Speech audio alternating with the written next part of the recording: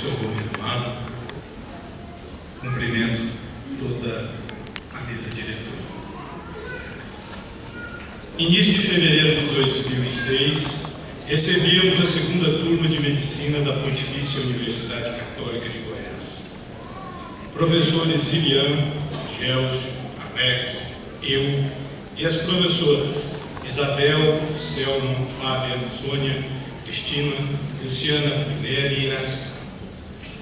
Foi feita uma apresentação geral do curso e das dependências da universidade, assim como dos outros cenários nos quais eles iriam atuar, como a região noroeste e a Santa Casa de Misericórdia de Goiânia. Por parte dos alunos, a apresentação consistia no nome, idade e no colégio de origem. Durante a semana, o novo método foi discutido. Falamos muito sobre metodologias pedagógicas ativas, metodologia da problematização, PBL, da metodologia problematizadora. O centro acadêmico marcou uma atividade para acalorar e, por fim, terminamos a semana tendo o prazer de receber os pais, para assumir com eles o desafio de formar aquela turma de médicos. Um ato que simboliza a entrega do futuro de seus filhos, algo que os pais cuidam com o maior carinho para a Pontifícia Universidade Católica de Goiás. Uma entrega intermediada pelo Departamento de Medicina. A semana foi finalizada com a alegre lembrança de que na próxima segunda não seria mais necessário ir para o cursinho. Na semana seguinte, o saudoso professor Iliano solicitava o preparo de um texto, Ser Médico.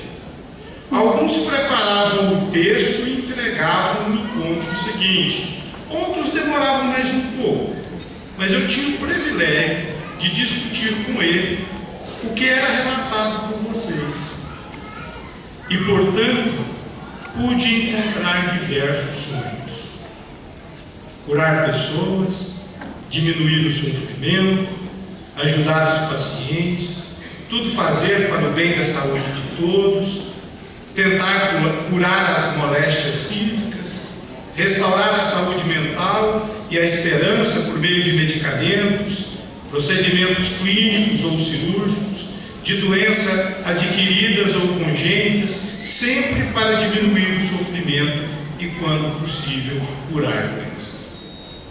Isso foi extremamente importante, meus queridos, porque quando nós conhecemos os sonhos das pessoas, nós passamos a ser cúmplices. Nós devemos ajudá-los a realizá-los.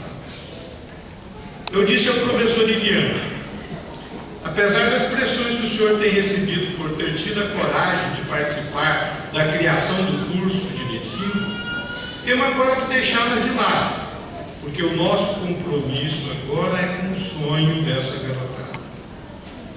Eu, professor Iliano, professor Gelson, fizemos várias reflexões na época da montagem do projeto do curso, avaliando a nossa responsabilidade diante de estar naquele momento, naquele lugar, no qual era concedido a oportunidade de fazer parte da construção de um curso de medicina, que fora acalentado por 27 anos pela então Universidade Católica de Goiás. Mas, como disse, é porque seguramente Deus escolhe seus servos ao nascerem, ou talvez antes mesmo do nascimento. Como entender os desígnios de Deus? É muita presunção tentar compreender o que está traçado para nós. No romance O Médico de Homens e de Almas, da escritora Taylor Carver, conta a história de São Lucas Evangelista, que, apesar de não ter convivido pessoalmente com Jesus, faz a sua narrativa baseada em depoimento de pessoas que testemunharam a vida e a morte de Jesus. Além do Evangelho, São Lucas é autor do Atos dos Apóstolos, complementa o Evangelho. São Lucas era médico e é considerado o patrono dos médicos. Sua paixão pela medicina inicia ainda na infância, quando Lucano tinha por Rúbia, filha dos patrões paternos, criança meiga e de saúde frágil, que lhe dedicava grande amizade, um carinho muito especial. Com o passar do tempo, a saúde de Rúbia foi ficando pior e Lucano acompanhava tudo sem entender bem o que acontecia. Aos poucos, a amiguinha já não conseguia participar dos folguedos infantis e os pais da menina e o médico da família estavam sempre muito preocupados. Lucano resolveu se informar com o médico que, por ver seu interesse pela medicina ainda tão jovem, tornara-se seu amigo. Mas a resposta não foi das mais animadoras. Rúbia tinha doença branca, possivelmente leucemia, e já não havia muito que pudesse ser feito por ela. Lucano, desesperado, não conseguia aceitar o fato. Então começou a se interessar ainda mais pela medicina e principalmente auxiliar o médico em tudo que lhe era possível. Nessa época, falava-se muito de um Deus de muito poder, cujo filho tinha vindo ao mundo para salvar e estava fazendo muito milagres.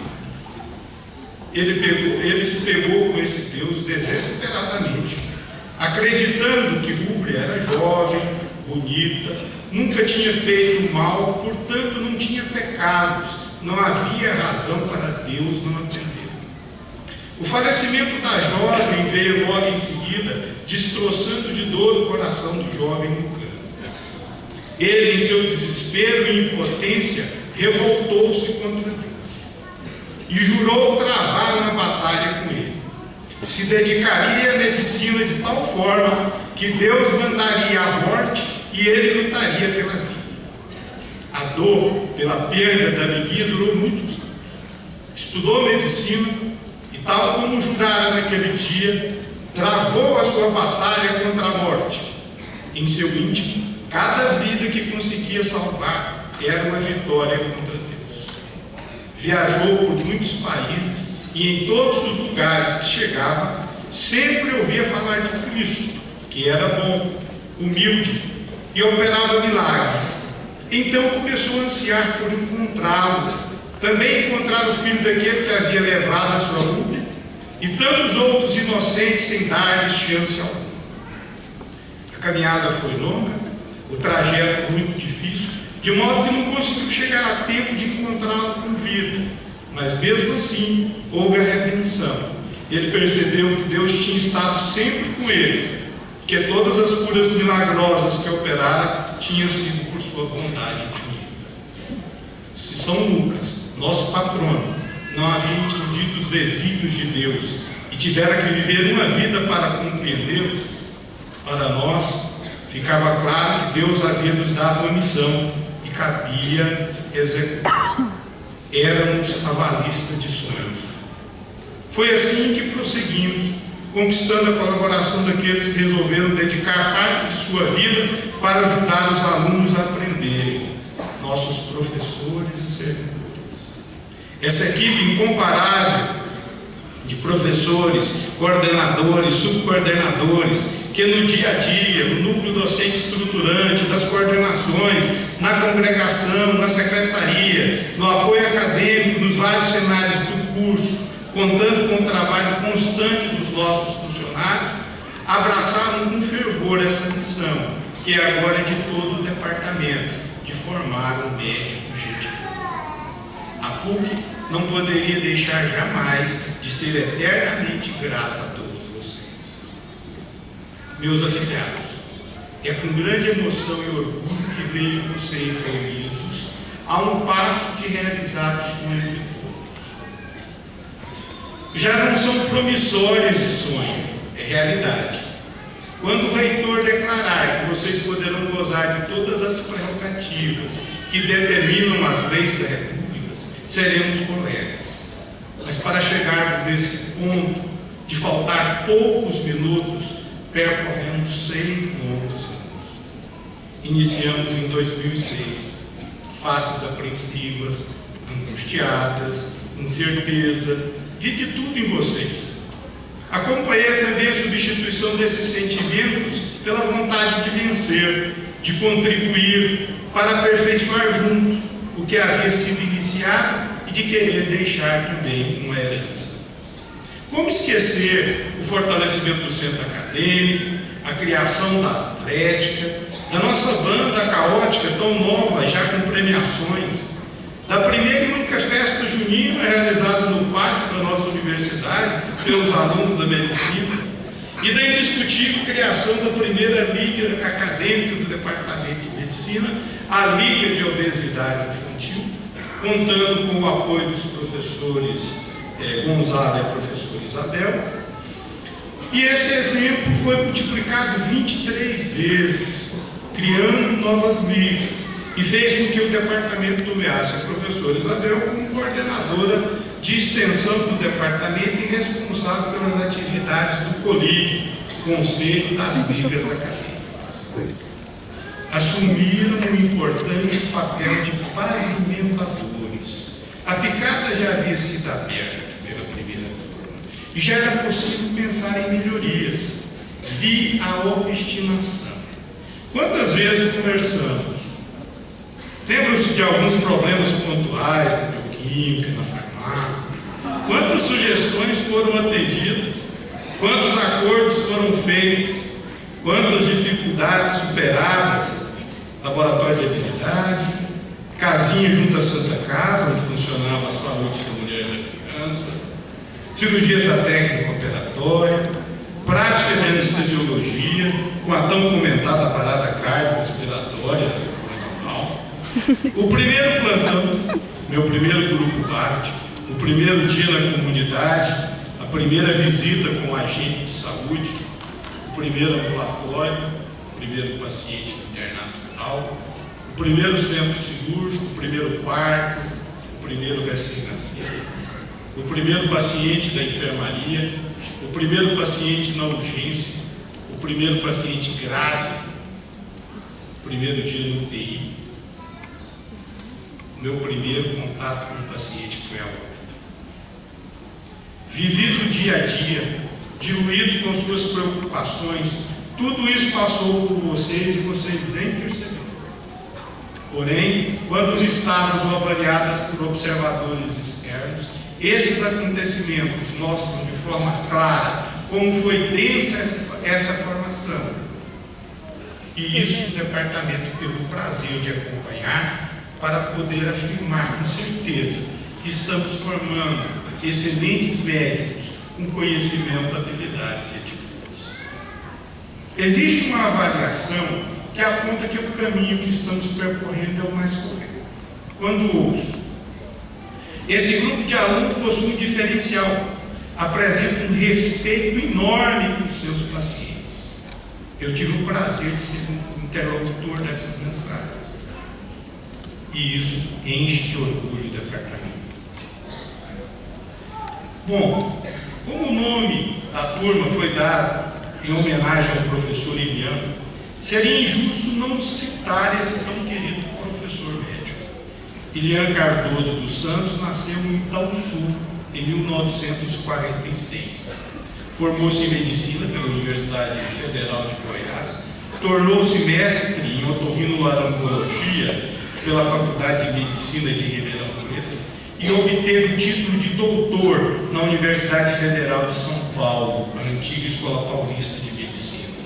Foi membro da Academia Goiana de Medicina. Cursou especialização em otorrinolaringologia no serviço do professor Michel Buchmann em Bordeaux, na França. Foi especialista em otorrinolaringologia pela Sociedade Brasileira e chefe do serviço de otoneurologia do Hospital Otorrino de Goiânia.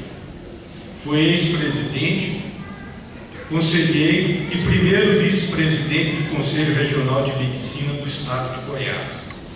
Coordenador da Comissão de Ética da Sociedade Brasileira de Otorrino.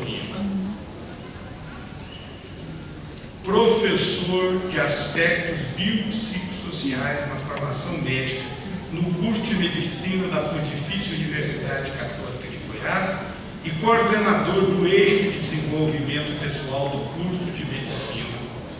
E, principalmente, foi nosso amigo. Em sua tese, existem duas citações que demonstram, primeiro, como foi necessário desconstruir conceitos para criar o curso de Medicina da PUC. Diz ele, a necessidade de um novo modelo científico, biomédico e social, que projete e fundamente um novo paradigma educacional em função do indivíduo e da sociedade, de um novo sistema de valores que transcenda a influência da mudança na prática, reconstrua a ética do exercício profissional e garanta a função social do atendimento às necessidades de saúde da população. Uma estratégia de trabalho interdisciplinar e de metodologias problematizadoras. Para quem tinha tido uma formação tradicional, era um imenso avanço. Segundo, como era fundamental melhorar a relação médico-paciente. Ele cita no seu livro, depoimento de um dos pacientes. Queria que os médicos me tratassem com carinho verdadeiro. Sei que é muita gente para eles cuidarem, mas eu lido com muitas plantas e muito gado. É como se fossem os filhos. Me importo com cada animal e com cada pé de planta. O doutor Elian era um ferrenho defensor desse tipo de médico, os que tratam seus pacientes com carinho e respeito. Esse foi um dos mais importantes legados que ele deixou e que se tornou uma marca registrada dessa escola. No departamento, temos um laboratório morfofuncional, com sugestão dos alunos e votação unânime da congregação, passou a receber o nome de professor Elian Cardoso dos Santos. Uma homenagem mais do que justa. Repetindo o que eu disse, no instante em que o departamento prestou uma homenagem a esse grande amigo, eu gostaria de fazer uma modificação nas palavras de Bertolt Brecht. Há professores que lutam um dia e são bons. Há outros que lutam um ano e são melhores. Há os que lutam muitos anos e são muito bons. Mas há os que lutam toda a vida, e esses são imprescindíveis. O professor Elian era imprescindível. Era alguém que se podia chamar de amigo. Era um exemplo do que podemos chamar médico gente boa. Queridos pais, a PUC Goiás resgata aquele compromisso assumido com os senhores na manhã daquele sábado de fevereiro de 2006. Sabemos que durante esses 6 anos, o apoio de vocês foi fundamental para estarmos aqui hoje. Não somente nos 6 anos, antes mesmo, no pré-natal, no parto, na infância, na adolescência nem sempre fácil, no acompanhamento escolar. Lembram o primeiro dia que suas crianças foram para a escola? Algumas foram até filmadas. As formaturas, o vestibular, foi longa a caminhada, mas tenho certeza que nunca faltou uma palavra amiga, um beijo de boa noite, mesmo quando seu filho avançava as madrugadas estudando. Nunca faltou compreensão quando seu filho estressado respondia de forma mais rude. Sempre procurou justificar sua ausência nos encontros familiares. Vocês são uma valista de sonhos antes de nós. Mas afinal, como contido em parte da mensagem de São Paulo aos Coríntios, lida no Evangelho, o amor é sofredor, é benigno. O amor não é invejoso, o amor não se vangloria, não se ensoberbece, não se porta inconvenientemente, não busca os seus próprios interesses, não se irrita, não sujeita mal, não se regozija com a injustiça, mas se regozija com a verdade. Tudo sofre, tudo crê, tudo espera, tudo suporta. Não existe um conjunto de palavras que consiga explicitar de forma mais sublime esse amor que vocês dedicam aos seus filhos. E por isso, não mediram sacrifícios para estar aqui hoje compartilhando essa vitória. A PUC é eternamente grata por ter sido depositária dessa confiança. Bem, chegou a hora de finalizar essa mensagem. Não imagino ser uma despedida. E como escreveu Albert Einstein, pode ser um dia que deixemos de nos falar, mas enquanto houver amizade, faremos as pazes de novo. Pode ser que um dia o tempo passe, mas se a amizade permanecer, um de outro se há de lembrar. Pode ser que um dia nos afastemos, mas se formos amigos de verdade, a amizade nos aproximará. Pode ser que um dia não mais existamos, mas se ainda sobrar a amizade, nasceremos de novo uns para os outros. Pode ser que um dia tudo acabe, mas com a amizade construiremos tudo novamente, cada vez de forma diferente, sendo único e inesquecível cada momento, que junto viveremos e nos lembraremos para sempre. Há duas formas para viver a sua vida. Uma, acreditar que não existe milagre, e a outra é acreditar que todas as coisas são um milagre. Caros irmãos, já estamos com saudade. É sempre bom passar e deixar saudade. Enfim, agradeço a Deus, a quem devemos tudo agradecer. Obrigado.